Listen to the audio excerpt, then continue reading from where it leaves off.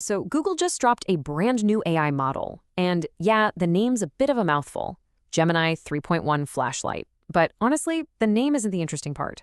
What's really cool is how it's completely flipping the script on what we think a light version of something should be.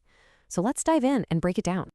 Okay, let me ask you a question. Seriously, when you hear the word light attached to a product, the light version of an app or whatever, what's your first thought? What does that word make you think of? Yeah, exactly. You probably think something like weaker, right? Kind of watered down, a compromise. It just screams budget option, like you're getting less of the good stuff. Well, that's the exact idea Google is trying to shatter with this new model. And that brings us to our first major point here. This is not your average light model.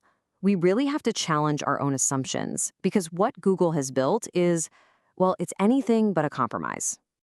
So, okay, what exactly is Gemini 3.1 Flash-Lite? Well, it's Google's newest AI brain. Now, it's really built for the developers, the people who make the apps we use every day. And its whole job is to do three things really, really well: process massive amounts of data, do it with incredible speed, and be super, super cheap to run. So, how does it actually pull this off? How can something light be so powerful? Well, you don't have to take my word for it. The numbers, they tell the whole story. Let's take a look at the data because it's pretty impressive. First up, speed. I mean, raw speed. Compared to its predecessor, it's a whopping 2.5 times faster at getting you that first part of an answer. That's not a small jump, that is a huge leap in responsiveness. And it's not just about starting fast. The overall typing speed, how quickly it churns out the entire answer, is up by 45%. We're talking about some serious performance gains here. Okay, so it's fast. But what about the cost? This is where it gets crazy. It's just 25 cents for every million tokens it processes. And a token is basically a little piece of a word. It's just how these AIs count their work. To put that in perspective, at that price, this is easily one of the most affordable, high-end models a developer can get their hands on, period. All right, but this is where my jaw kind of dropped. This chart shows its performance score on a public leaderboard. Think of it like a chess reading, but for AIs. And look at this. Flash-Lite, the light one, doesn't just beat other models in its class. No way. It's actually outperforming some of Google's own, older, bigger, supposedly more powerful models. The light version is literally beating the heavyweights. That's wild. And hey, don't just take my word for it or the chart's word for it.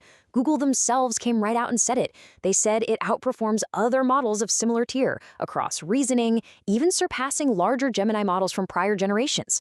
I mean, come on. That is an incredibly bold statement for something they decided to call light. Okay, so it's fast, it's cheap, and it punches way above its weight class. But that's not even the main event. There is one new feature here that is an absolute game changer. Google has a fancy name for it, adaptive intelligence, but I think of it a lot more simply.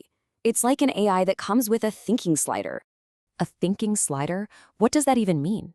It's actually pretty brilliant. It means for the very first time, developers can control how much brain power the AI uses for any given task. They can literally slide a dial up for complex stuff or slide it down for simple stuff.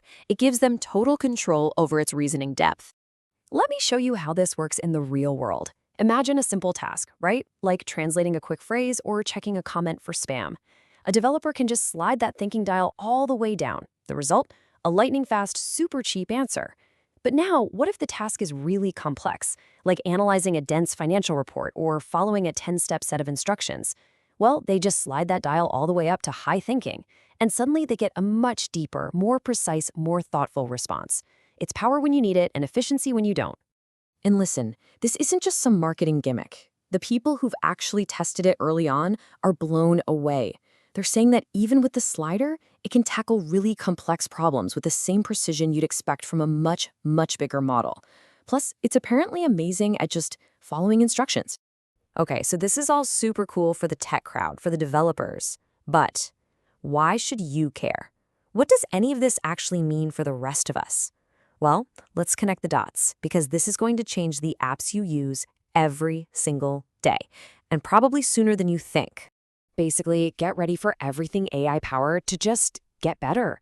Think about it. Those customer service chatbots you talk to, they're going to get way faster and a lot more responsive. All the smart features in your favorite apps can now get even smarter, but without the company having to raise prices. Things like language translation will become more nuanced and accurate. Even online content moderation will improve. It's a huge upgrade across the board. So here's the bottom line. The big takeaway is this. When you give developers a tool that's this precise, this efficient, and this affordable, the benefits don't just stay with them. For us, for the users, it means one thing: better, faster, smarter AI everywhere. It's that simple. And that really leaves us with one final, pretty mind-bending question to chew on, right? We now have an AI where we can literally turn a knob to adjust its thinking level. So, what's the next knob we're going to be able to turn? What else will we be able to control?